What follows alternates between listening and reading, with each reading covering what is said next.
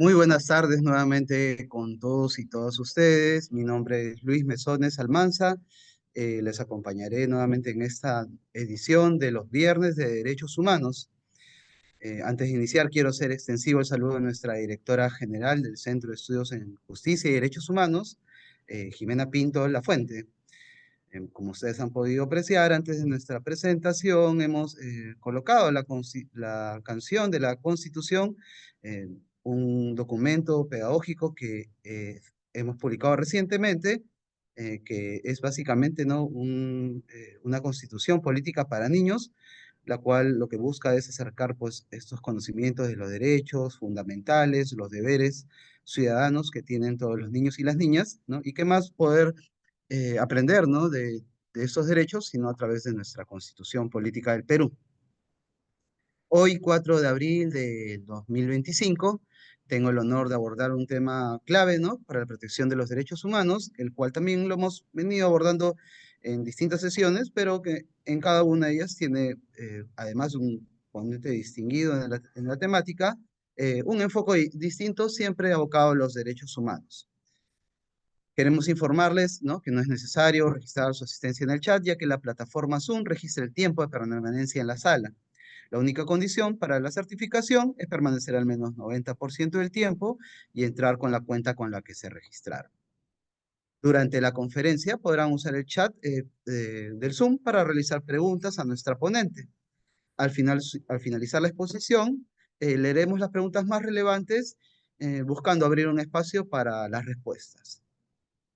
Es un honor para mí darle la bienvenida a esta nueva edición de los Viernes de Derechos Humanos eh, a la doctora Flavia Martínez Tarazona. Ella es abogada por la Pontificia Universidad Católica del Perú, con mención sobresaliente por su tesis enfocada en la no punibilidad de las víctimas en el circuito de la trata de personas. La licenciada Martínez es investigadora del Grupo de Investigación en Derecho Penal y Corrupción, lavado de activos, trata de personas y otras formas de criminalidad organizada. Eh, Además, es presidenta y cofundadora de la organización Hablemos Sin Tabúes, que promueve la educación sexual integral para prevenir la violencia de género para instituciones de alto nivel como el Ministerio de la Mujer, el Ministerio Interior y la Procuraduría General del Estado, entre otros. Agradecemos su participación en este evento y damos la cordial bienvenida. Eh, Antes de empezar, doctora, nos gustaría podernos tomar una foto protocolar. Puede mirar usted a la cámara y sonreír.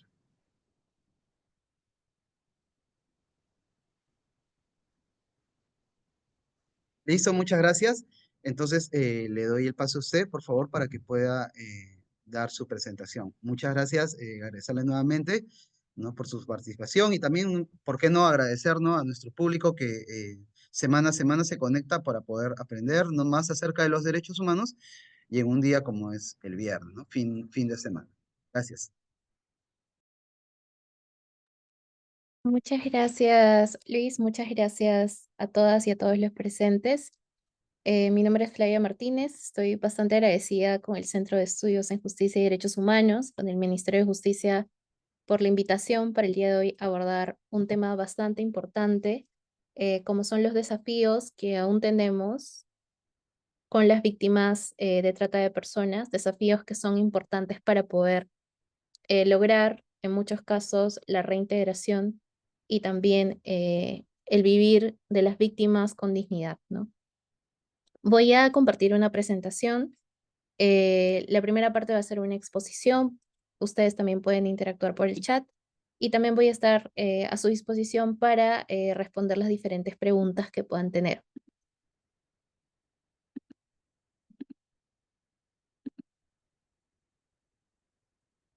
Voy a compartir, me avisan si es que se puede ver. ¿Se puede ver? Sí, le confirmamos que se ve. Más bien si lo puedes, ok, poner, ajá, excelente. Sí, le Ok, confirmo muchas que se puede. gracias. Ya, gracias. Bueno, el día de hoy vamos a abordar los desafíos en la protección penal de las víctimas de trata de personas desde un enfoque de derecho penal, pero también derechos humanos, que son dos enfoques importantes para poder atender a las víctimas y también evitar la revictimización por parte de los diferentes actores. Bueno, hay innumerables desafíos en la recuperación y también reintegración de las víctimas, así como garantizar su no sanción por parte de los diferentes operadores jurídicos. Y estos son algunos desafíos que he querido abordar en base a la experiencia que he podido tener tanto a nivel de investigación en mi tesis, así como también en algunas consultorías que he hecho para el Estado, que me han permitido el día de hoy poder recoger tres desafíos importantes desde el derecho penal y los derechos humanos, pero también teniendo en cuenta las políticas públicas existentes que tenemos en el Estado. Hay tres desafíos que quiero abordar. El primero es la criminalización existente de las víctimas de trata de personas y cómo podemos evitar que esto siga ocurriendo. El segundo es la tipificación excesiva de innumerables delitos de explotación sexual o vinculados.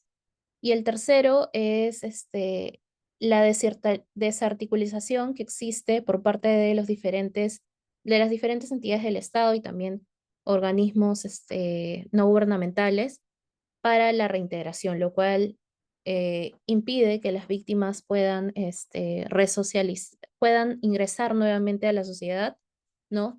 Y muchas veces condena a que retornen al circuito de la trata de personas. Para poder hablar de estos tres desafíos, considero importante poder recordar el acuerdo plenario número 01/2015, el cual establece que la doctrina internacional y nacional tiene que seguir para ver los diferentes ámbitos, sobre todo los temas judiciales, desde diferentes enfoques, como el enfoque de género, el enfoque interseccional, y eso nos va a permitir tener una mirada importante y una mirada que cuide a las víctimas en los diferentes procesos. El enfoque de derechos humanos nos invita, como seguro muchos de acá también saben, a una visión positiva y visión negativa en el sentido de que garantiza que los derechos humanos puedan también ser alcanzados por diferentes personas, así tengan o no diferentes condiciones por el solo hecho de ser humanos. Y también garantiza no realizar ciertas acciones que puedan conllevar, por ejemplo, a la vulneración de sus derechos. Un caso de estos de no hacer, por ejemplo, es no realizar preguntas que puedan ser revictimizantes, ¿no? Como cuántas parejas sexuales has tenido, ¿no? O volver a hacer las mismas preguntas que ya se habían hecho en un ámbito que no corresponde. También tenemos el enfoque interseccional. El enfoque interseccional nos hace ver que la experiencia de vida de cada persona, y en este caso de cada víctima, es diferente. Las víctimas de trata, si bien la mayoría son mujeres, la mayoría también son en edad reproductiva. Eso no significa que por ser mujeres y estar en edad reproductiva, todas las víctimas son iguales. Las víctimas son diferentes, así como todas las personas que estamos en este Zoom, que somos más de 900. Estoy completamente segura que todas y todos los que estamos acá somos distintos, diferentes, porque cada uno y cada una ha pasado por una experiencia en su vida. Una experiencia, por ejemplo, en algunos casos de migración, una experiencia de, por ejemplo, cierto nivel educativo o cierto nivel socioeconómico. Y es por eso que interseccionando estas diferencias podemos comprender que la historia de cada víctima es una historia distinta y diferente y por ende tiene que ser de esa manera vista. También un enfoque de género, porque como mencionaba, la mayoría de las víctimas son mujeres. En ese sentido, es importante ver que muchas de ellas, incluso en el propio circuito de la trata de personas, se les trata con el fin, por ejemplo, de la explotación sexual, como objeto de placer sexual masculino. En los casos que tenemos, por ejemplo, de los lugares, centros de explotación que están alrededor de las minerías ilegales, muchas veces llamados prostíbulos clandestinos, que en realidad, bueno, no se ejerce la prostitución porque estamos ante una condición forzada, en este caso de explotación sexual, y muchas de las víctimas son mujeres, como ya lo mencionaba, y son dirigidas a ciertos fines como la explotación sexual, donde se reproducen los estereotipos de género. Y por eso es importante mirar con ese enfoque también la problemática de la trata. Y finalmente, el enfoque victimocéntrico tiene un nombre un poco largo, pero importante, victimocéntrico, porque busca poner a la víctima en el centro. O sea, mirar a la víctima como la principal, como el principal pilar y la principal preocupación que tenemos que tener tanto desde el Estado como la sociedad civil y también como personas individuales, ¿no? Em, Estos enfoques nos llevan a ver, por ejemplo, diferentes principios. En este caso, el enfoque victimocéntrico es, nos invita a reflexionar sobre el principio de no punibilidad, también llamado principio de no criminalización, del que voy a hablar en la primera problemática. Bueno, entendiendo estos cuatro principios, vamos a analizar tres problemáticas que he traído el día de hoy para que podamos reflexionar sobre estas. El primer desafío es la no criminalización.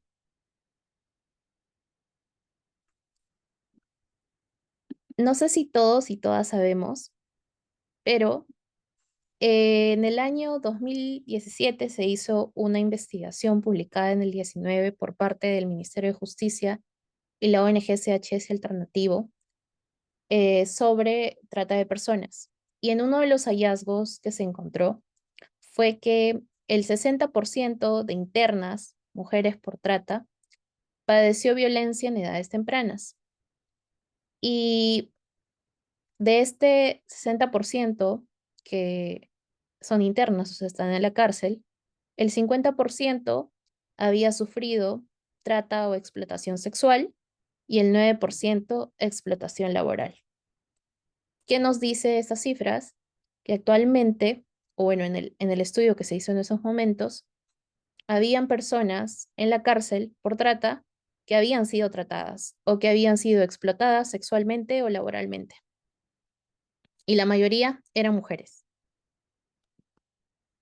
En el año 2020, un poco más reciente, la Oficina de las Naciones Unidas contra la Droga y el Delito analizó 53 casos donde encontró en 16 diferentes jurisdicciones de Argentina, Australia, Bélgica, Canadá, Colombia, Alemania, Estados Unidos y también en casos del Tribunal Europeo de Derechos Humanos, que habían casos que estaban o en investigación o en condena, donde las víctimas eran investigadas o condenadas.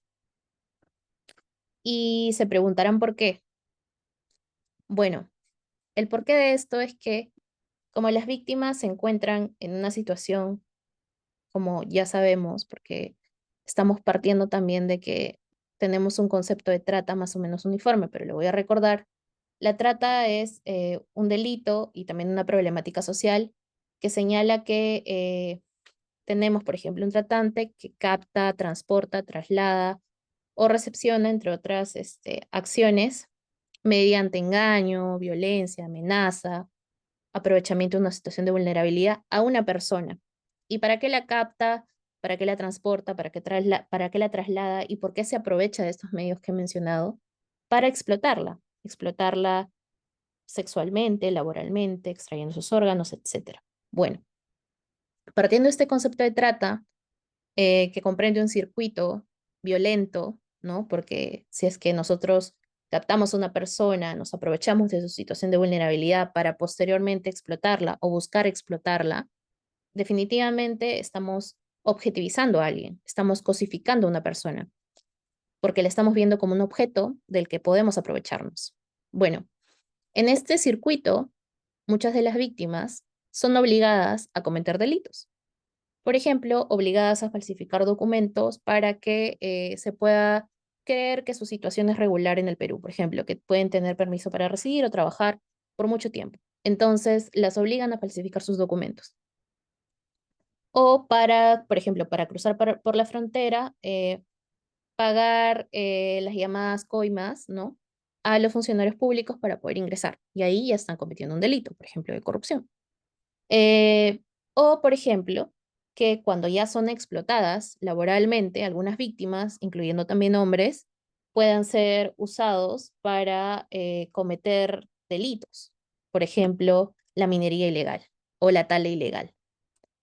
Entonces, estos casos existen y estos casos existen y son investigados o condenados en varios países, como los que he puesto acá y como el Perú por la investigación anterior que he mencionado. Lamentablemente, no es tan estudiada esta realidad y por ende pasa desapercibida. Yo hoy día voy a traer un poco de lo que analicé en mi tesis sobre un desafío primero que es la no criminalización de las víctimas, como ya lo había mencionado. Bueno,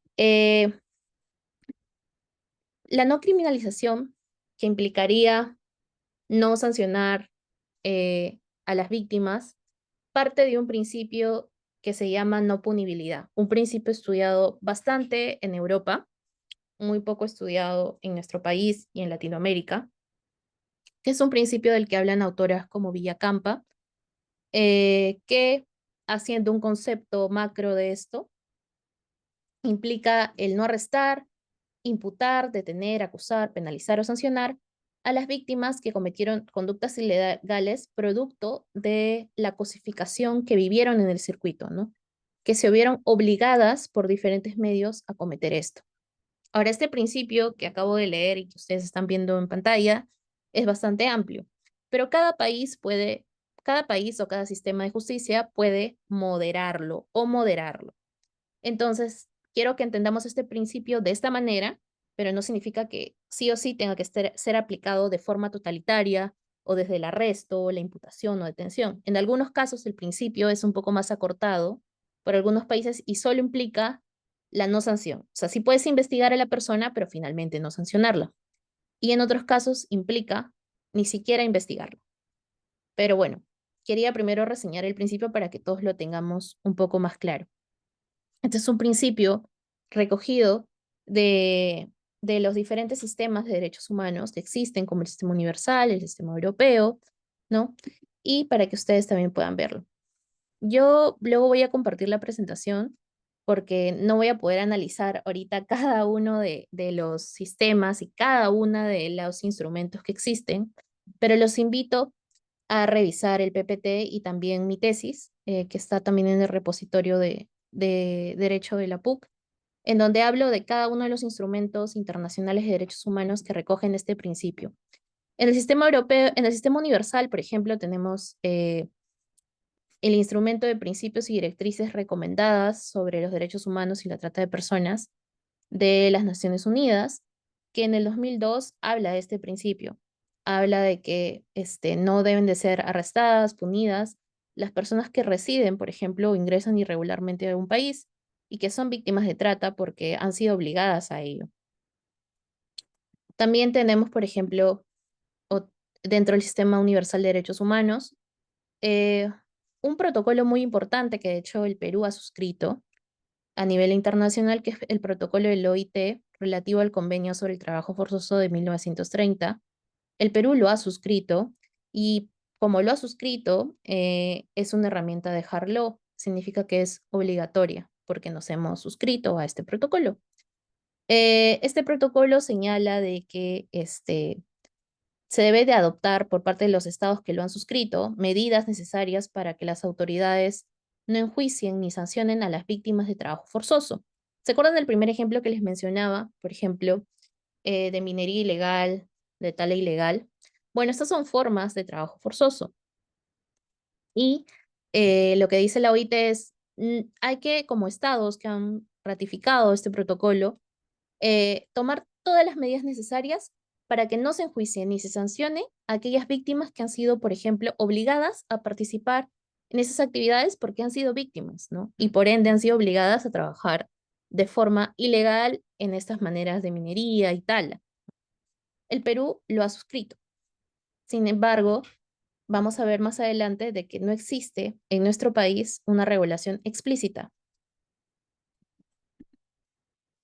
También tenemos algunos casos, como el caso de el Reino Unido, en una sentencia del Tribunal Europeo de Derechos Humanos, donde se habló lamentablemente de un caso que finalmente llegó hasta el Tribunal Europeo por haber vulnerado los derechos de las víctimas eh, de no respeto a este principio, ¿no? También tenemos otros instrumentos del derecho de la Unión Europea, ya no del sistema europeo, de la Unión Europea, de los países que lo abarcan, en donde, por ejemplo, existe un convenio que se llama el Convenio de Varsovia, que los invito a revisarlo. Este llamado Convenio de Varsovia eh, tiene en su artículo 26 que los estados partes, o sea, todos los estados de la Unión Europea que ratificaron este convenio, deben prever, con arreglo de su propio sistema jurídico, las formas de no imponer una sanción a las víctimas que se han visto obligadas a cometer actividades ilícitas. Acá también hay otra directiva que ustedes luego pueden revisar. Y también en el sistema interamericano, en el sistema interamericano tenemos las conclusiones y recomendaciones de la segunda reunión de autoridades nacionales en materia de trata de personas que fue organizado por la OEA. Y acá también se dio como una recomendación, o sea, estamos en una herramienta de soft law, que es recomendación, pero que igual sirve para interpretar los diferentes sistemas e instrumentos que tenemos, que se debe evitar la revictimización, que se debe evitar la sanción de las víctimas, ¿no? ¿Por qué señalo todos estos sistemas? Porque este no es un principio que no tenga vinculatoriedad o que no tenga existencia y que estemos buscando crear en este momento. El principio existe, hay instrumentos que existen. Lo que no existe por ahora es una regulación específica en el sistema. Por ende, es un desafío, porque si es que esto existiera, no tendríamos casos, por ejemplo, como los que he mencionado en los primeros slides. Ahora, no solamente tenemos sistemas que hablan de eso, también hay jurisdicciones que lo han regulado. Por ejemplo, Argentina tiene una cláusula bastante amplia de no punibilidad criticada por su amplitud, porque muchísimos casos pueden entrar ahí y lamentablemente no todos los casos son iguales. Desde un enfoque interseccional, como les decía, la historia de cada víctima es distinta. Entonces, ¿qué pasaría si, por ejemplo, tenemos una víctima que fue tratada pero ya salió del circuito por X circunstancias y después de 20 años, bueno, de 10 años, retorna al circuito y ahora ya retorna como tratante y trata a otras víctimas? O un caso de una víctima que ya está en la esfera más alta de, por ejemplo, una organización criminal dedicada a la trata de personas y que explota niños. Y ella tiene total libertad o él tiene total libertad económica de decisión, toma completamente los planes sobre esto. Bueno, ahí estaríamos ante una problemática de política pública porque quizás nos preguntáramos qué pasó para que esta víctima no pueda reintegrarse, ¿no? A la sociedad y vuelva al circuito, ¿no? Pero esto ya no podría ser protegido por el derecho penal porque todos los instrumentos que tenemos, desde la excusa absolutoria, ¿no? En algunas regulaciones, o por ejemplo, un estado de necesidad justificante o exculpante, ya no entrarían aquí, ya no sería un problema del derecho penal. Entonces, bueno, con la excusa de absolutoria que vemos acá en pantalla de Argentina, muchos casos ingresan y por eso es criticada. Ahora, en España sucede todo lo contrario. Es una cláusula bastante particular porque solamente abarca aquellos casos de explotación, ¿no? Por ejemplo, ok, se aplica, pero hay diferentes requisitos, como lo pueden ver en pantalla. Por ejemplo, la participación de ella ya ha sido consecuencia directa. Solamente menciona algunos medios, engaño o abuso. Y señala un tema de proporcionalidad entre la situación y el hecho criminal. Y habla también de una fase de explotación, ¿no? Cometido en la situación de explotación sufrida. O sea, no entraría, por ejemplo, el primer caso que les mencioné de falsificación de documentos para señalar que está en una situación regular en el país, o no entraría, por ejemplo, el pago de coimas para ingresar a un territorio. Ok, entonces como aún no ha sido explotada y solamente está en la fase de captación o retención o traslado, no entraría esto. Entonces, en el caso de España es bastante particular, por lo cual también es criticado. Es criticado por Villacampa, también por otras autoras españolas que también critican esta forma de interpretar y de haber escrito esta cláusula. Bueno, a nivel del Perú, aún no existe una cláusula. Lo que existe son protocolos desde la Policía Nacional y desde el Ministerio Público, que son protocolos, que son resoluciones ministeriales, resoluciones fiscales, que no tienen la misma fuerza que una ley, que señalan que no se debe revictimizar, que no se debe de penar a los casos de víctimas que cometen crímenes, producto de la coerción, la obligación, etcétera. Pero no existe una propuesta con rango de ley. Por eso es que están los casos que les mencioné al inicio. Por eso existen, porque hay muchos juristas, en algunos casos jueces o quizás en algunos casos fiscales. No podría entrar en detalles porque para eso se tendría que hacer una investigación de en qué parte es donde el sistema falla, que no analizan esto desde la perspectiva de los enfoques que les he mencionado, tampoco aplican una excusa, tampoco aplican el artículo 20 del Código Penal, que habla de elementos de extinción de la responsabilidad penal y por ende terminan investigando y sancionando a las víctimas, ¿no? Entonces, ¿qué es necesario para este sistema que se tendría que cambiar? Porque claro, tendríamos que tener una mirada menos formalistas como abogados y abogadas. Bueno, una herramienta que podría ayudar a enfrentar esta situación de una forma más rápida es una propuesta que hice en mi tesis en el año 2023 y que el año pasado el Ministerio de la Mujer lo ha cogido como una prioridad y ahorita se encuentra en elaboración para aprobación, que es una propuesta normativa de no punibilidad. En mi tesis lo he explicado mucho más explayadamente, pero lo que busca este artículo de no punibilidad, que es una propuesta que he realizado, es que si es que no se aplica una causa de justificación o exculpación, lo cual invoca que el juez pueda ver si es que estas causas entran en cada caso específico, el juez, como se menciona acá, puede considerar no punir estos actos siempre que se cumplan algunas condiciones. Por ejemplo, las personas que van a ser investigadas tengan antecedentes de victimización, o sea, hayan sido víctimas en algún momento, y pese al rol transcurrido de victimaria, no hay un desligamiento de la víctima con el contexto. Acá me he comido una parte, lo voy a agregar para que se los pasen en el PPT. Por no desligamiento, que también está en mi propuesta, se entiende, por ejemplo, lo que ya les había mencionado, ¿no? Que no haya una independencia económica, que la víctima no tome ni forme parte del plan delictivo, que aún se encuentra en una situación de subordinación o sumisión, ¿no? Lo cual nos demuestra que la víctima continúa siendo víctima y que ya no es parte del sistema de liderazgo directivo de diferentes organizaciones criminales que pueden estar involucradas en esta problemática. Entonces ese es el desafío uno. El desafío uno es la no criminalización de las víctimas y que lamentablemente existen casos y hasta la fecha esto no está regularizado con fuerza de ley en nuestro instrumento jurídico, en nuestro código penal y por ende, sumando a cuestiones más legalistas o formalistas de determinados operadores de justicia, existen casos como los que mencioné al inicio. Un segundo desafío que es muy importante también abordar es el desafío de la tipificación de los delitos de explotación sexual. Bueno, si tienen a la mano el Código Penal o si están en, todos están en computadora, en el celular, pero pueden buscar el Código Penal actualizado y poner explotación sexual, ir al capítulo que habla sobre los delitos contra la dignidad humana. Ahí van a observar desde el delito de explotación sexual innumerables formas de explotación sexual.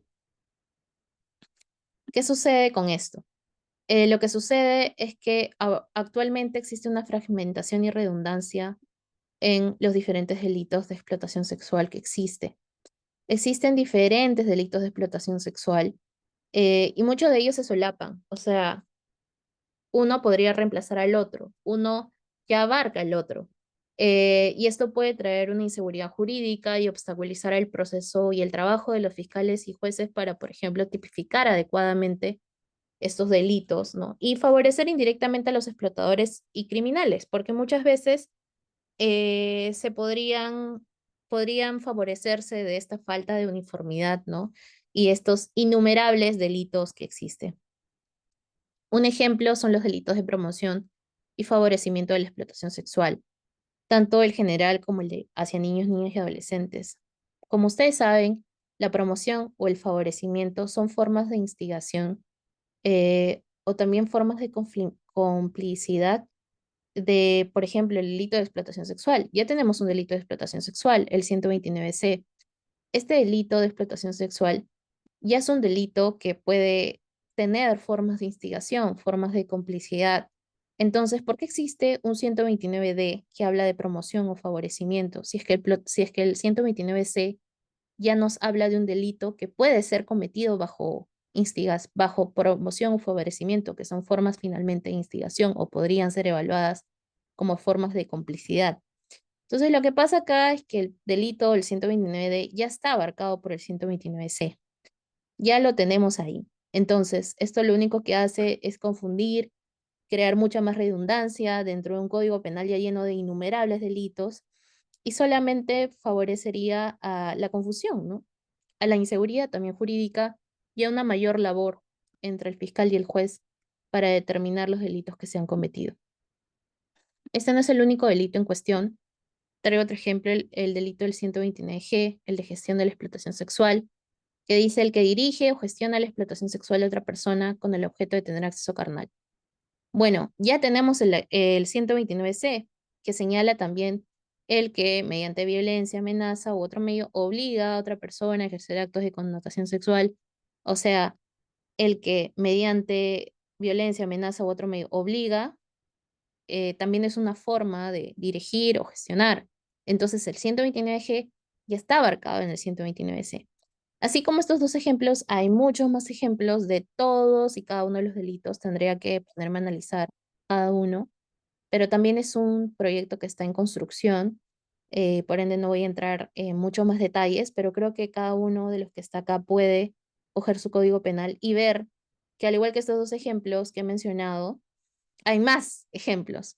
Vemos cada uno de los delitos que hay, podemos analizarlos y ver que ya existen de otra forma, que se solapan o que incluso hay cuestiones de penas, ¿no? En un caso hay más penas, pero en violación sexual la pena es menor. Entonces hay diferentes formas de criticar, lamentablemente, los innumerables delitos relacionados a la explotación sexual que existen.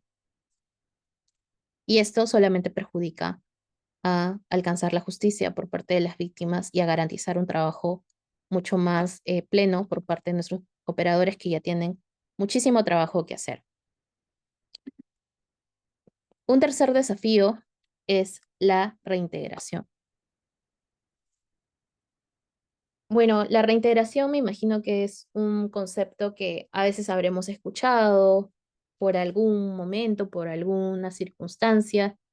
Parto del hecho que también algunos o quizás muchos de ustedes son operadores jurídicos, trabajan quizás en el Ministerio de Justicia, en el Ministerio de Salud, en el Ministerio del Trabajo, o quizás trabajan en la sociedad civil. Bueno, todos y todas estamos involucrados en el proceso de la llamada reintegración. Para hablar de la reintegración es importante ir también a la política pública. Parto de las políticas públicas porque creo que es importante que como abogados y abogadas, que seguro son muchos de los que están acá, también tengamos conocimiento de que nuestra labor también está dentro de políticas, ¿no? También las acciones que tomamos están enmarcadas en políticas públicas que deberían dirigir el ejercicio de cada una y cada uno en nuestros diferentes labores. Es así que, por ejemplo, tenemos la política nacional frente a la trata de personas y sus formas diferentes de explotación. Una política que tiene una mirada hacia y hasta el 2030. Esta política, que fue aprobada por el Decreto Supremo 009-2021, es una política que abarca, que tiene como objetivo mirar los diferentes temas de trata de personas desde la prevención, el control y la reducción. Y también mediante la atención de factores sociales y culturales que lo generan, así como perseguir y sancionar de forma eficiente tanto la trata como la explotación. En esta política también se señalan las diferentes acciones, los diferentes servicios, los diferentes actores, ministerios, gobiernos regionales, entre otros, involucrados en la lucha contra la trata de personas, que no solamente abarca el sancionar a las personas que realizan esos actos, sino también a prevenir y a reducir este fenómeno. Dentro de la política de la trata de personas también encontramos servicios que están orientados, por ejemplo, a la reintegración de las víctimas. Y es por eso que es muy importante tener en cuenta esta política, porque la reintegración no es parte de una acción que consideremos de forma individual. Está en la política pública, es mandatorio para todas y todos los que estamos involucrados en esto. Ahora bien, también tenemos otro instrumento importante, la Resolución Ministerial 174/2022 del Ministerio de la Mujer, que aprueba el protocolo intrasectorial de prevención, detención, atención y reintegración de las personas afectadas por el delito de la trata de personas.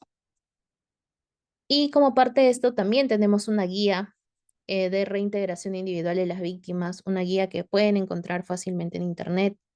Hay versiones, hay una versión amigable, por ejemplo, realizada por la ONG CHS Alternativo, donde se habla de algunas cosas que voy a mencionar a continuación, como el rol que tiene cada entidad en la reintegración de las víctimas.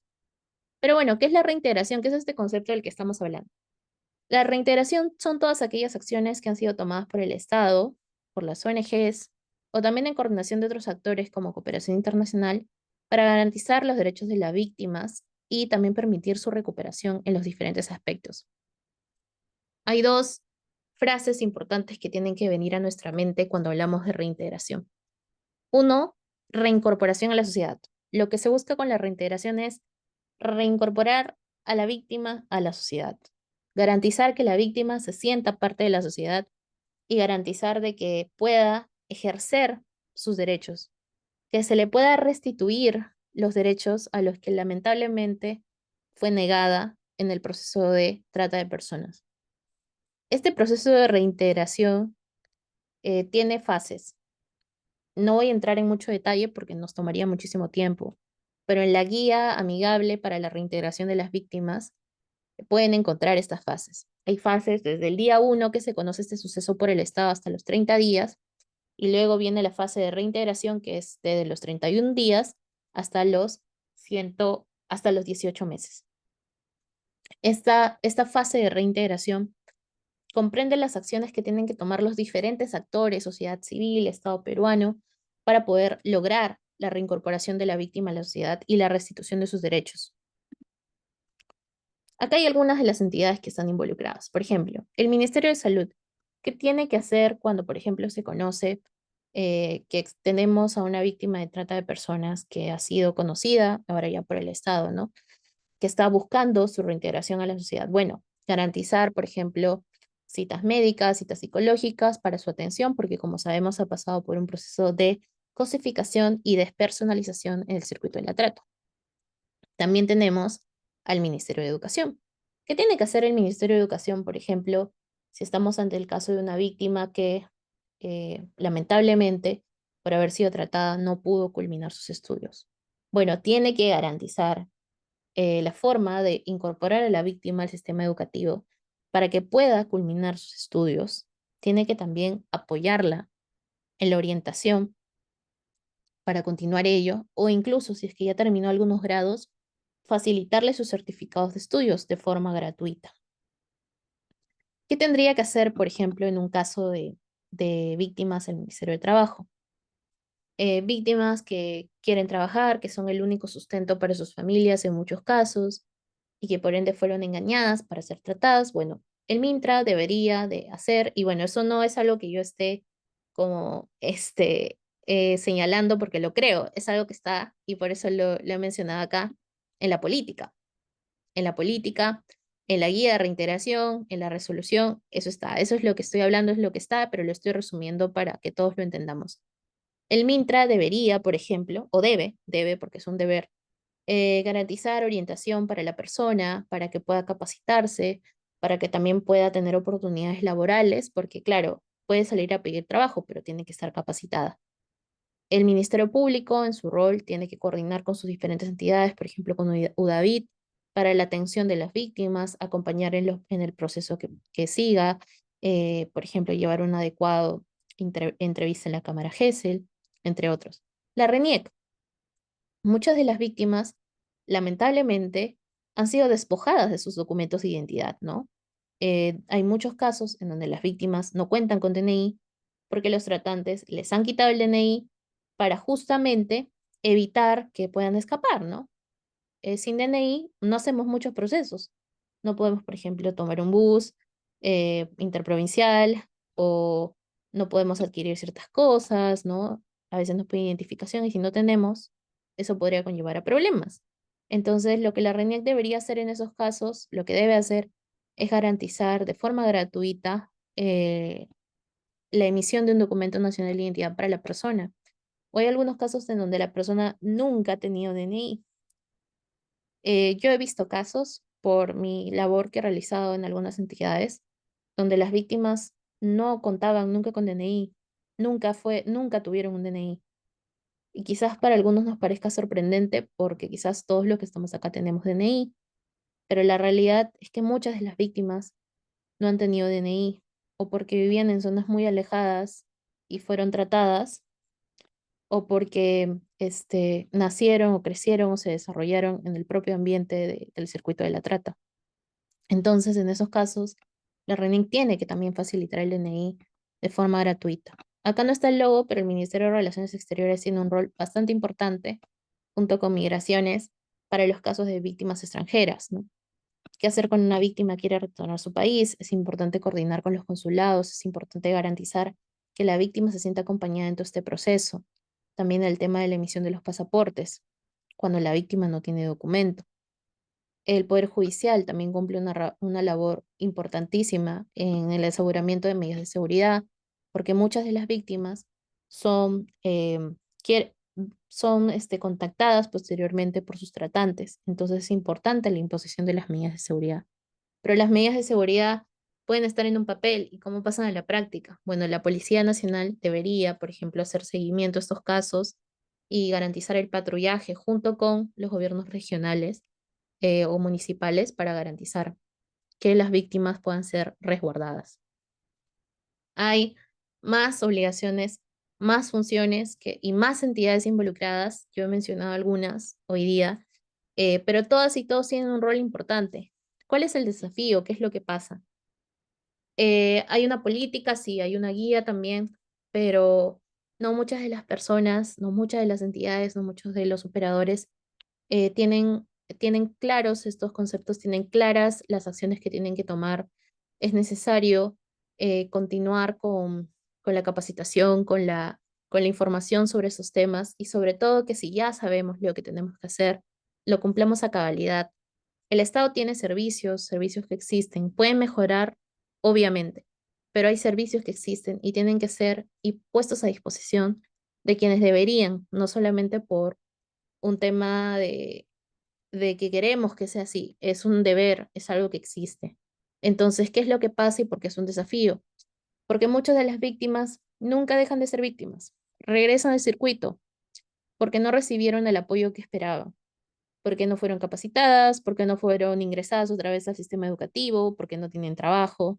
Entonces, ¿qué es lo que hacen? Regresan al circuito, son otra vez captadas, son otra vez ingresadas. Y esto lo que hace no solamente es un problema de, bueno, ¿por qué acepta eso?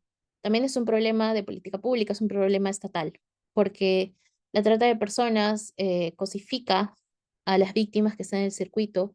Es un circuito de violencia que va de la mano con otros delitos, con otros flagelos sociales, como la criminalidad organizada. El circuito se vuelve mucho más grande, va de la mano también con casos mucho más graves, de diferente tipo. También ya empezamos a no solamente tener casos de trata, crimen organizado, sino también casos de tráfico de drogas. O sea, un problema que es grave de por sí empieza a crecer y crece mucho más cuando las víctimas nunca dejan de ser víctimas y reingresan al circuito. Y muchas veces reingresan porque no encuentran el apoyo que esperaban cuando fue conocido que eran víctimas y que buscaban reintegrarse a la sociedad. Entonces, ese es un tercer desafío. Hay muchos más desafíos en torno a las víctimas de trata, pero he querido traer estos tres que me parecen importantes para poder reflexionar entre todos y también repensar la forma en la que realizamos nuestra labor como operadores de jurídicos, desde la sociedad civil o de forma individual, o incluso si es que hay estudiantes de derecho aquí también, y que quieren especializarse en derecho penal o derechos humanos, o en quizás en alguna de esas entidades, también conocer cuáles son los procesos y los roles que tenemos desde la sociedad civil, desde el Estado, etcétera. Yo solo quiero finalizar con una frase. Las víctimas son visibles y merecen vivir en libertad y con dignidad. Y para eso es muy importante el rol que cada una y cada uno de los que estamos acá presentes, que ya somos 1000, tenemos. Muchas gracias. Muchas gracias, doctora Martínez, por su brillante exposición. Sobre todo nos parece súper valioso porque ¿no? De la conferencia anterior que también habíamos trabajado el tema de la trata de personas, quedaron muchas preguntas pendientes, ¿no? con nuestros asistentes y considero que con su presentación se ha podido complementar mucha de esta información.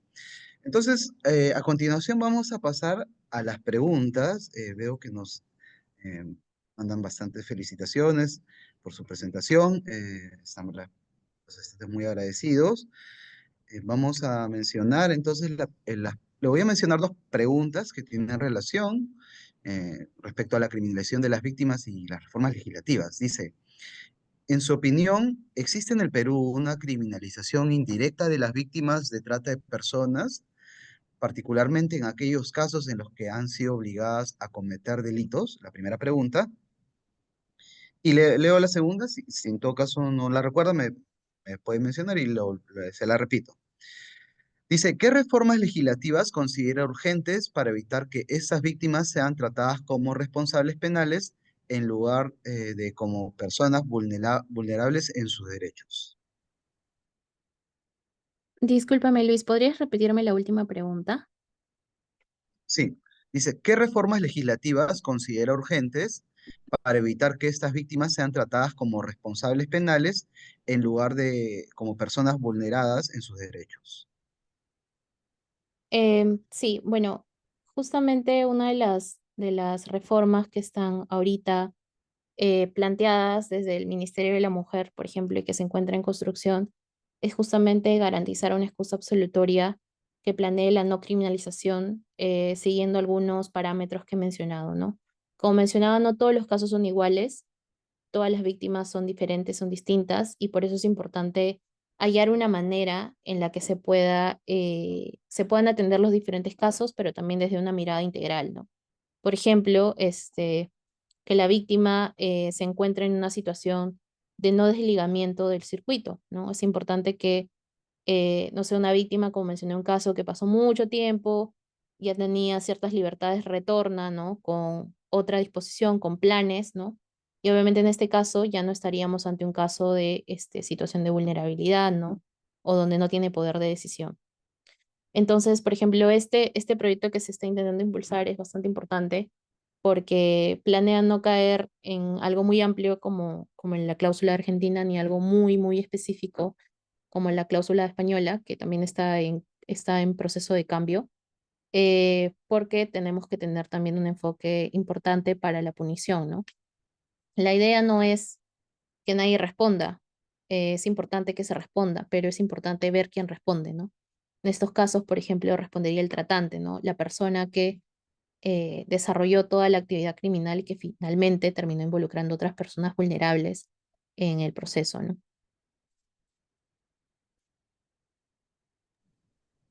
Ok, entonces continuamos con las siguientes preguntas. Ujú. Dice, doctora, ¿cuáles son, a su juicio, las principales debilidades en la articulación entre el Ministerio Público, el Poder Judicial y el Ministerio de la Mujer y Poblaciones Vulnerables para garantizar una atención integral, oportuna y efectiva a las víctimas de trata? Bueno, creo que es importante esta visión. Yo he tenido la oportunidad de colaborar con dos de estas entidades y creo que algo muy importante es la capacitación, ¿no? La capacitación constante de los diferentes operadores que usualmente son personal rotativo.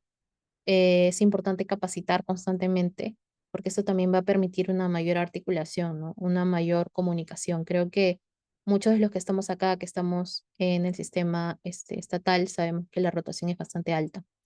Entonces, claro, o sea, sale una persona, ingresa otra y no todos y todas están de igual forma capacitados. Y claro, la trata es un problema muy específico, no todas las personas eh, saben este problema de una forma tan específica. Quizás algunos los que están acá no sabían que había una guía de reintegración. Sí existe una guía de reintegración, el tema es que no todos conocen de la guía. También es importante capacitarse, pero también atender a la capacitación, ¿no? O sea, nos podemos inscribir, pero es importante tomar conciencia de qué es lo que estamos hablando, preguntar como lo estamos haciendo, por ejemplo, ahora, ¿no? Creo que la capacitación constante, el garantizar también que los operadores, así sean rotativos, siempre estén concientizados y también poder coordinar y comunicarnos, porque también es importante la comunicación, porque hay muchas cosas que se tienen que intersectar, ¿no? Por ejemplo, si es que el Ministerio Público está haciendo diligencias de este tipo y necesita la coordinación con el Ministerio de Relaciones Exteriores, tiene que comunicarse, tiene que comunicarse en los casos de víctimas extranjeras, ¿no? Y lo mismo, tiene que haber una respuesta rápida por parte del Ministerio de Relaciones Exteriores hacia el Ministerio Público, ¿no? Entonces creo que la comunicación es un tercer factor clave muy importante para estos casos. Muchas gracias por su respuesta. Antes de continuar, informarles a nuestros asistentes que hemos colocado en el chat del webinar el link de nuestro LinkedIn del Centro de Estudios en Justicia y Derechos Humanos. Ustedes lo pueden encontrar. Asimismo que ya también hemos colocado el link de la encuesta de satisfacción de esta conferencia. Pueden darle clic y también, ¿no?, evaluar, ¿no?, si les gustó esta presentación. Ok, continuamos entonces con la siguiente pregunta. Em, Dice, ¿qué buenas prácticas internacionales en materia de protección y reintegración de víctimas de trata podrían ser adaptadas con éxito al contexto peruano? Sí, bueno, justamente algo de lo que mencionaba es el caso de Europa, ¿no? Europa tiene bastante incorporado el enfoque victimocéntrico que pone justamente la víctima en el centro de la problemática, se preocupa por sus necesidades y también tiene un convenio que se llama el Convenio de Varsovia que mencionaba, que es parte del derecho de la Unión Europea, ratificado por países de la Unión Europea, en donde se habla justamente de la protección hacia las víctimas. Es un convenio focalizado en las víctimas. Eso es algo, por ejemplo, que no tenemos en Latinoamérica. Entonces, sí hay varios casos y ejemplos que imitar, porque muchas veces caemos en un enfoque punitivista, en donde se olvida el rol de la víctima. La víctima es la principal afectada, debe ser el centro también de las discusiones, ¿no? La penalización, la persecución es sumamente importante, ¿no? Porque justamente vivimos lamentablemente un ambiente de criminalidad, pero eso no significa olvidarnos de que detrás de cada delito hay una víctima. Y en este caso, detrás del delito de trata hay una víctima, usualmente vulnerable, usualmente es mujer y usualmente también está en edad reproductiva. Entonces, creo que incorporar ejemplos desde el derecho de la Unión Europea va a ser bastante importante, convenios, tratados y también dentro de nuestro sistema, ¿no? He hablado del Sistema Universal de Derechos Humanos. Hay también recomendaciones a nivel general de soft law que también pueden ser incorporadas a las legislaciones, como en Argentina, ¿no? Que han incorporado varios enfoques centrados en la víctima. Entonces creo que es importante recuperar el rol y las voces que tienen las víctimas también en la problemática. Muchas gracias. Continuamos. La siguiente pregunta señala, dice, diversas investigaciones señalan que ciertas prácticas culturales o familiares pueden encubrir situaciones de trata, especialmente en zonas rurales. En ese sentido, ¿hasta qué punto la normalización de prácticas como el trabajo infantil o el matrimonio precoz dificulta la detección y persecución del delito de trata de personas? Es una pregunta interesante porque creo que también nos permite mirar la problemática desde dos enfoques, el enfoque intercultural, interseccional y el enfoque de derechos humanos. Son dos enfoques que tienen que convivir y que son también importantes. Sobre esto quisiera hacer una salvedad en los dos casos que he mencionado. El caso del matrimonio forzado es algo que no está permitido en nuestro país y en realidad en muchos lugares del mundo, porque el matrimonio forzado, más allá de una práctica cultural, que se podría decir en qué lugares aún no ha podido, por así decirlo, llegar cierto tipo de normativas, también parte de un problema de salud pública, ¿no? En los matrimonios forzados de niñas, muchas de ellas quedan embarazadas, sus cuerpos no están preparados para un embarazo a esa edad y muchas mueren, fallecen o sufren infecciones graves y su vida es afectada por siempre. Entonces, en ese caso, desde un principio de interés superior del niño, son casos que no deben de ser permitidos, porque en ningún caso el matrimonio o la concepción de una niña, por ejemplo, de 9 años, va a conllevar a algo realizable o bueno en su salud, no solo física, sino también mental, ¿no? Y esto no parte de una concepción o opinión personal. Hay innumerables estudios que mencionan los diferentes factores y las diferentes consecuencias físicas y en la salud para las niñas, ¿no? Sobre el tema de el trabajo infantil. Sí existen herramientas del trabajo infantil que también cumpla con diferentes estamentos de derechos humanos, ¿no? Por ejemplo, sabemos, no es algo que podamos negar, que existen determinadas zonas rurales donde los niños y niñas también trabajan para poder apoyar a sus familias, por ejemplo, en la cosecha. Sí hay formas de hacer ese trabajo de forma digna, sin afectar el derecho a la educación, sin necesidad de, por ejemplo, afectar la realización del niño, niña o adolescente. Hay herramientas también de derecho internacional que señalan bajo qué condiciones se puede permitir el trabajo, y eso es muy importante. Lo que no está permitido dentro del trabajo son las peores formas de trabajo infantil, que también la OIT tiene una herramienta para ello que pueden buscarla en Internet, donde hay maneras en las que el trabajo infantil no está permitido. Por ejemplo, un niño de 10, 11, 12 años que no asiste nunca a sus clases porque tiene que trabajar todo el día. Definitivamente en ese caso no se está pensando en el niño, no solamente está trabajando, sino está dejando de lado cualquier otra actividad para únicamente centrar y es una edad en donde el niño tiene que ser educado. O, por ejemplo, trabajar bajo condiciones inhumanas, ¿no? Condiciones inhumanas para un niño, niña, adolescente, cargando carga muy pesada que probablemente no es la adecuada para su edad. Entonces es importante que estos dos enfoques vayan de la mano, ¿no?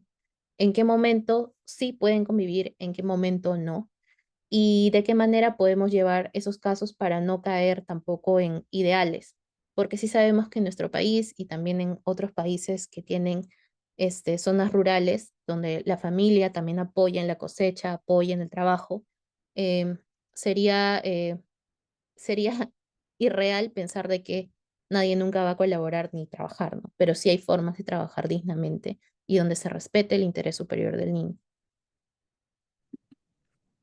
Muchas gracias. Continuamos con las preguntas. La siguiente dice, actualmente existen diversos proyectos de ley, ¿no? Como el 1035-7, que proponen elevar, dice, las penas para los delitos de pornografía infantil y trabajo forzoso del Código Penal, llegando incluso hasta 30 años de prisión.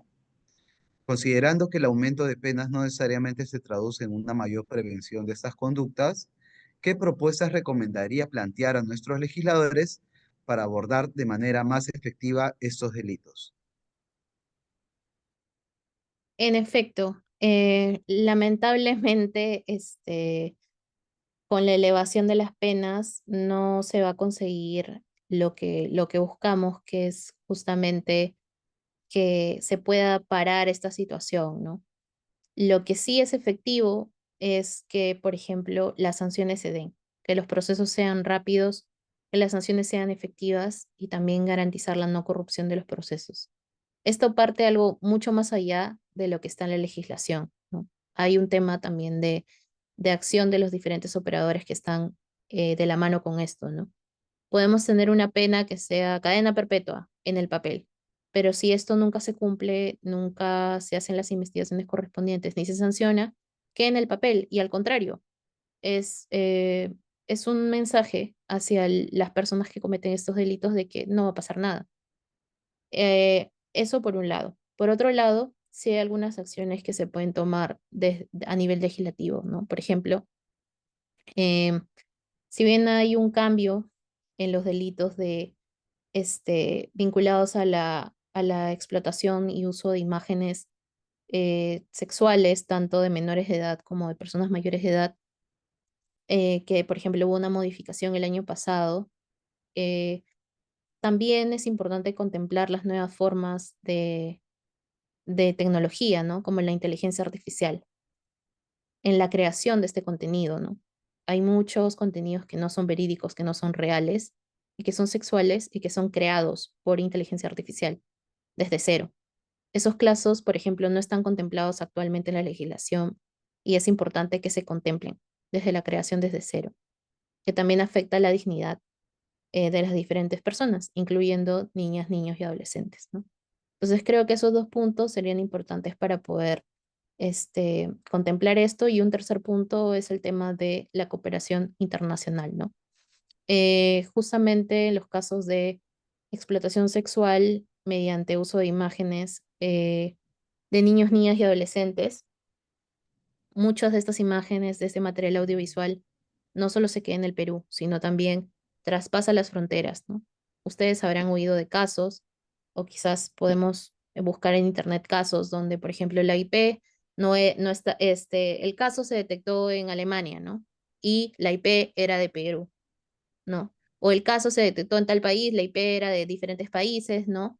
O se distribuyó, se realizó acá, pero se distribuyó en diferentes países. O sea, estos casos involucran un importante componente de cooperación internacional, un importante componente de continuar capacitando a nuestros operadores, tanto en el uso de las nuevas tecnologías como también en la comunicación asertiva y efectiva con los diferentes medios de cooperación internacional, ¿no?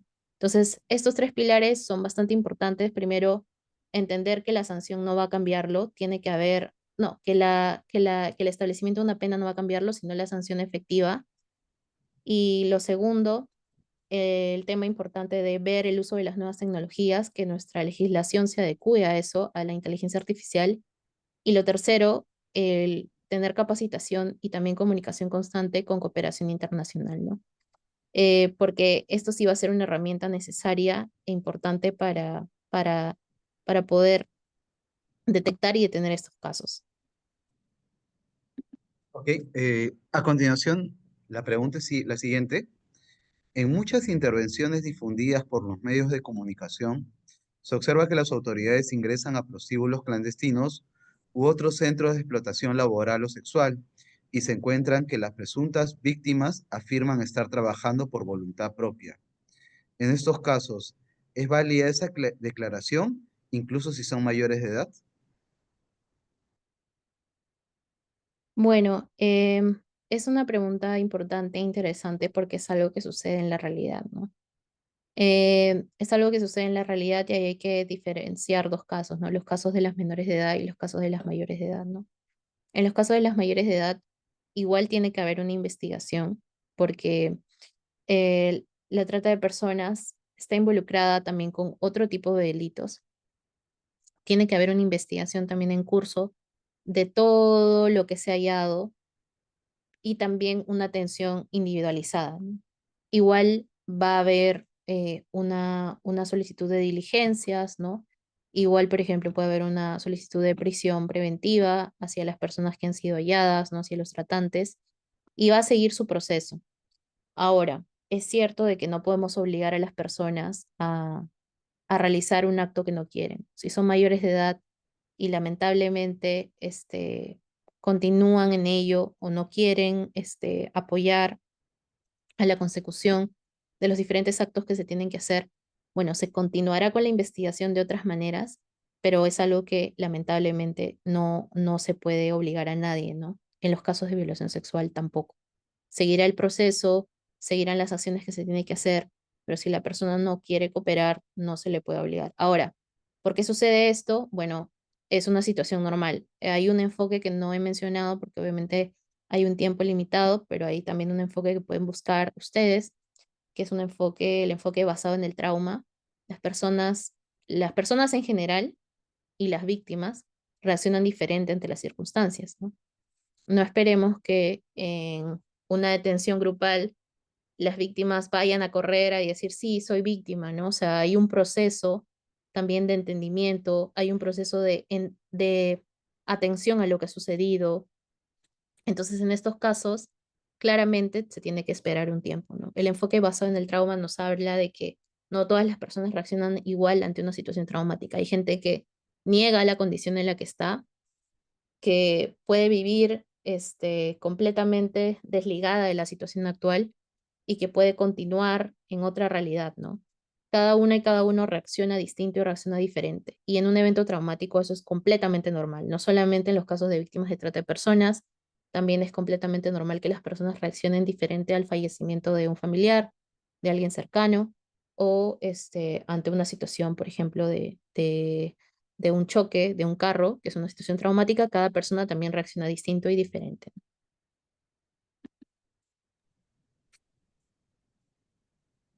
Listo, continuamos con las preguntas. Dice, en el caso de mujeres migrantes que han sido traídas al país con fines de explotación sexual, ¿existen mecanismos que les permitan acceder a atención y protección, incluso si no cuentan con documentación regular? Considerando que la legislación migratoria en el Perú es bastante estricta, ¿qué alternativas legales o institucionales se podrían aplicar en esos casos para garantizar sus derechos? Muchas gracias por la pregunta. Esta es una pregunta que me permite también atender a una realidad importante, que es la realidad de las migrantes. Las migrantes pueden tomar dos decisiones: retornar a su país, y para eso, por ejemplo, tiene que haber una coordinación con el Ministerio de Relaciones Exteriores y Migraciones y los consulados respectivos, o puede decidir quedarse en el país, porque imaginemos que en su país está en una situación de suma vulnerabilidad, regresar para ahí es mucho más riesgoso. Si decide quedarse en el país, sí puede tener acceso a los diferentes servicios que ofrece el Estado peruano. No hay no hay una restricción para ello. Ahora, sí es verdad que en el Código Penal hay determinadas circunstancias en donde se pena el ingreso irregular, ¿no? Y ese es otro desafío que también encontramos, ¿no? Es un desafío importante para los casos de migrantes y trata, porque muchas de estas personas han estado en una condición de vulnerabilidad, han sido coaccionadas para ingresar o han sido traídas con engaños y por ende no deberían de ser penalizadas, ¿no? Creo que eso también nos permite entender que este desafío en temas de inmigración está muy relacionado con el primer desafío que mencioné de no criminalización, ¿no? Pero en la práctica, y lo que debería pasar, porque no hay un impedimento para eso, es que las víctimas extranjeras sí puedan acceder a los servicios que ofrece el Estado peruano, ¿no? Por ejemplo, los servicios del Ministerio de la Mujer, ser atendidas por el Centro de Emergencia Mujer, es algo a lo que tienen derecho. También recibir, ser integradas al sistema de salud, como el MINSA, es algo a lo que también tienen derecho, así como otras cuestiones que he mencionado, ¿no? Entonces tienen dos caminos y si deciden quedarse en el país, sí podrían acceder a los diferentes servicios. No obstante, también hay unos temas en el Código Penal que observar sobre los delitos vinculados a la migración, ¿no? Que deben de ser igual atendidos. Ok, seguimos con las preguntas. Dice, doctora, buenas tardes. Antes que nada, felicitarla por su ponencia. Dice, mi consulta es la siguiente. ¿Qué valor tienen las recomendaciones emitidas por organismos internacionales como parte del llamado soft law en el contexto jurídico peruano? Y continúa. ¿De qué manera estas pueden o deben ser consideradas por jueces y juezas al momento de resolver casos relacionados con trata de personas u otras vulneraciones de derechos? Muchas gracias. Justamente ese es un tema del que hablo en mi tesis, que también pueden revisarla. Em, las herramientas de Solve Law pueden ser incorporadas al sistema jurídico desde un análisis sistemático y un análisis pro derechos humanos o pro persona. ¿Esto qué significa? Desde una perspectiva o desde un análisis sistemático, que muchas de estas herramientas de soft law, si bien son recomendaciones, van de la mano con los tratados que el Perú ha firmado o con las políticas públicas o las herramientas que ya tenemos, ¿no? Entonces, pueden ser perfectamente incorporados porque significa que no contraviene ni contradice el sistema actual. Por ende, desde un enfoque sistemático, sí podría ser incorporado. Ahora, desde un análisis pro persona o pro homine, ¿no? Anteriormente llamado, o pro derechos humanos, que son dos formas de análisis reconocidas por nuestro sistema, sí podría incorporarse porque estas herramientas de soft law, muchas veces, como en el caso que les he expuesto de no criminalización, lo que buscan es que las personas tengan y accedan y recuperen sus derechos, que puedan contemplar aquellos derechos de los que lamentablemente no tuvieron acceso en el circuito de la trata de personas, ¿no? Entonces, en el caso de no criminalización, se podría incorporar desde una perspectiva pro derechos humanos o pro persona, porque lo que hace es buscar la satisfacción de los derechos de las víctimas y evitar que se encuentren en lugares donde no deberían, como por ejemplo la cárcel. La víctima que ha pasado ya por un proceso difícil, por un proceso de cosificación y despersonalización, lo que merece y lo que necesita es acceder a los servicios que ofrece el Estado peruano y no encontrarse en una carceleta, no encontrarse en la cárcel, donde lamentablemente, como sabemos, existen diferentes formas de criminalidad, incluso interna, y donde se pueden reproducir incluso escenarios de violencia.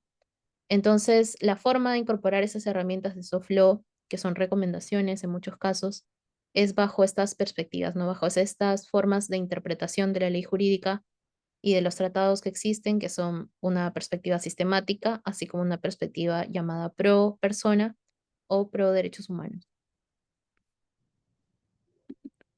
Muchas gracias por sus respuestas. Les comentamos que ya estamos por finalizar. Todavía tenemos algún par de preguntas más. Solamente antes de continuar, señalarles a nuestros asistentes que también en el chat acabamos de publicar el link de nuestro grupo de WhatsApp. En este grupo de WhatsApp ustedes podrán encontrar no solamente las temáticas de las próximas Viernes de Derechos Humanos, sino que también por ese grupo compartimos las presentaciones de los distintos expositores que tenemos viernes a viernes. Informarles también a nuestros asistentes que a partir de la próxima semana ya estaremos contando con una sala para 3.000 personas, debido a que, ¿no? Generalmente nuestras conferencias se terminan llenando y algunas personas, ¿no? Nos vienen escribiendo que no logran conectarse. Entonces ya saben, desde la próxima semana con nuestra sala de 3.000 personas, seguramente más bien vamos a necesitar que ustedes nos ayuden también a difundir con otros compañeros, personas que estén interesadas en capacitarse en tema de derechos humanos. Ustedes saben que además de la capacitación, les brindamos también una certificación oficial de parte de nuestro centro de estudios. Bueno, entonces vamos con las últimas preguntas. La penúltima dice, ¿de qué manera se garantiza el respeto de los derechos humanos de las víctimas de trata de personas durante todo el proceso judicial? Gracias por la pregunta. Bueno, sí, es importante en estos casos evitar, por ejemplo, realizar preguntas que no vienen al caso porque ya fueron, por ejemplo, preguntadas en su determinado momento, o hacer preguntas que no tienen asidero para la investigación, ¿no? Como por ejemplo, ¿qué ropa traías puesta tal día, ¿no? Porque la ropa no legitima ni justifica ninguna acción de violencia para ninguna víctima.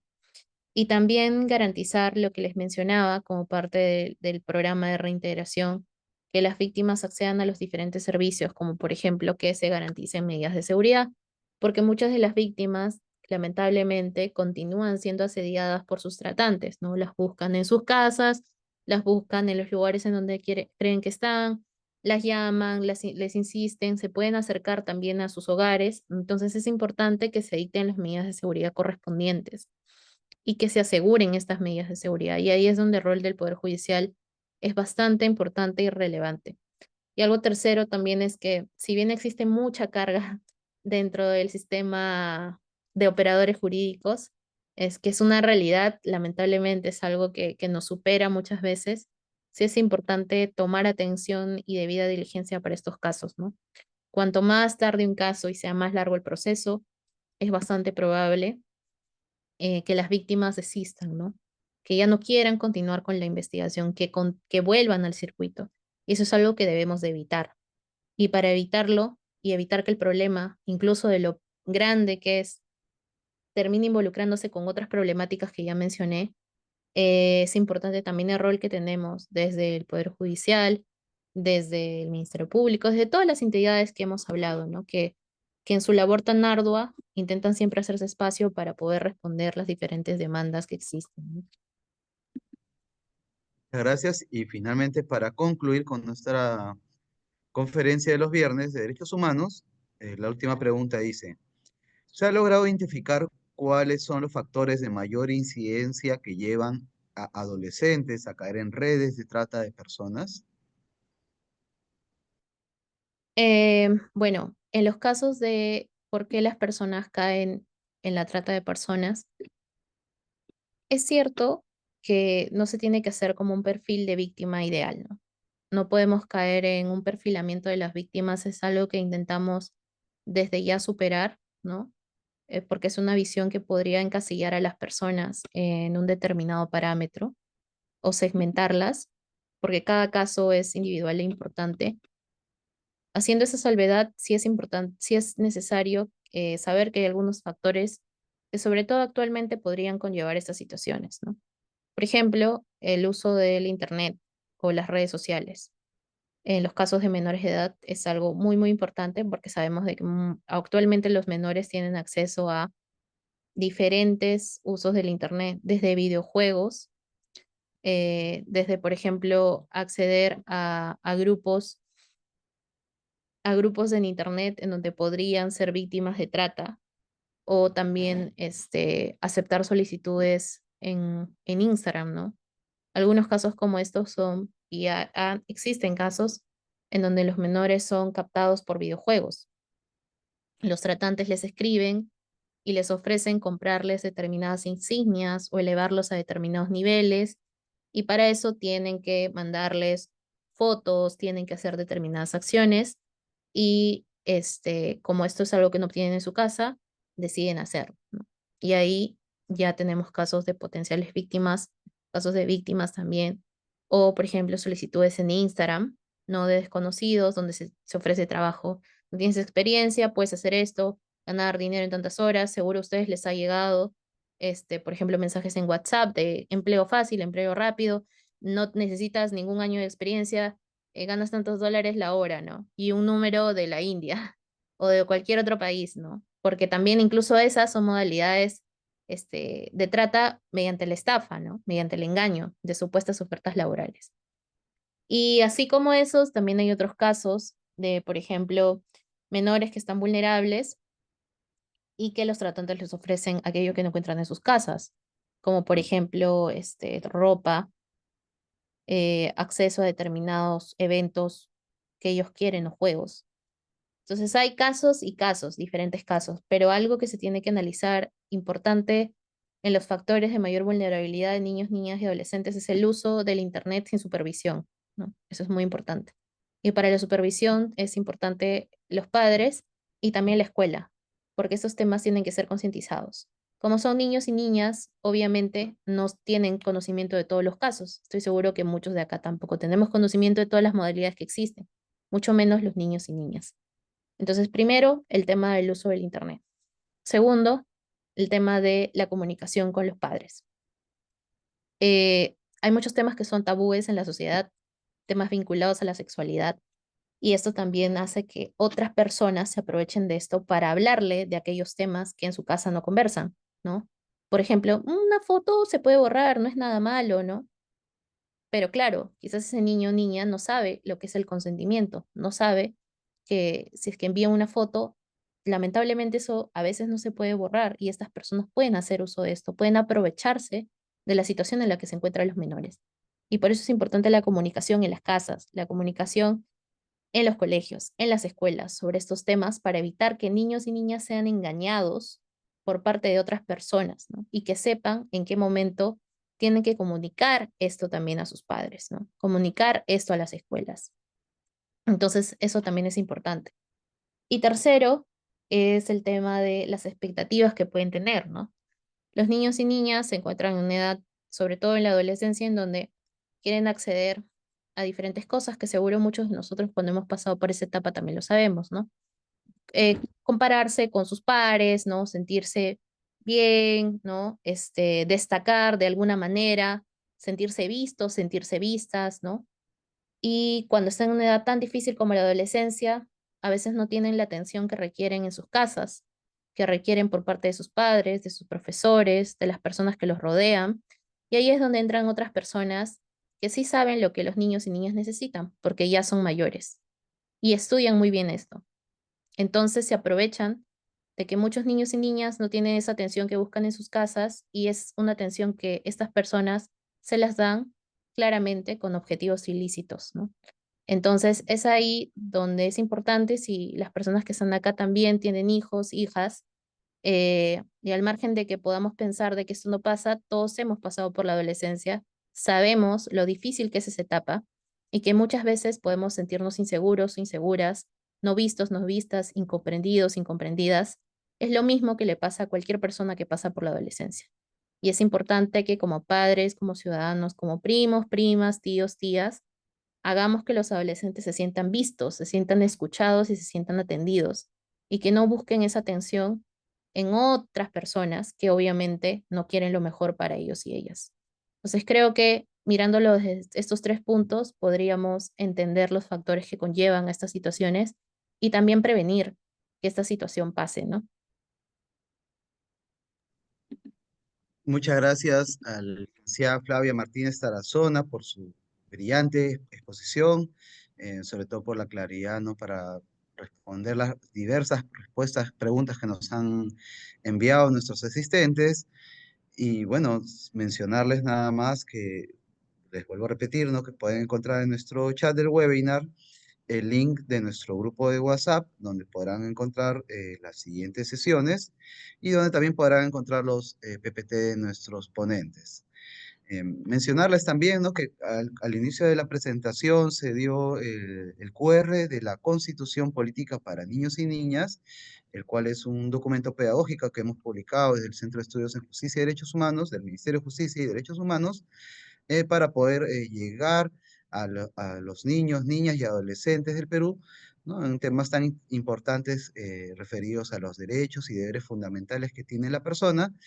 Y además, ¿no? Mencionarles que si ustedes, ¿no? Tienen alguna relación, son directores, docentes o coordinadores dentro de una institución educativa, pueden contactarnos para que nosotros podamos hacer una visita a su escuela y podamos hacer la presentación de esta Constitución Política para Niños y Niñas. Con esto terminaríamos. Queremos nuevamente agradecer a nuestro público, ¿no? Que ha llenado la sala y agradecer y felicitar nuevamente a nuestra expositora, Flavia Martínez Tarazona, a quien esperamos poder contar con ella en otra oportunidad. Eh, Muy agradecido, doctora Martínez. Que tenga usted muy buenas tardes. Gracias, muchas gracias. Un saludo a todos y a todas. Que disfruten su fin de semana. Cuídense mucho. Igualmente, que tengan ustedes un feliz fin de semana. Hasta luego.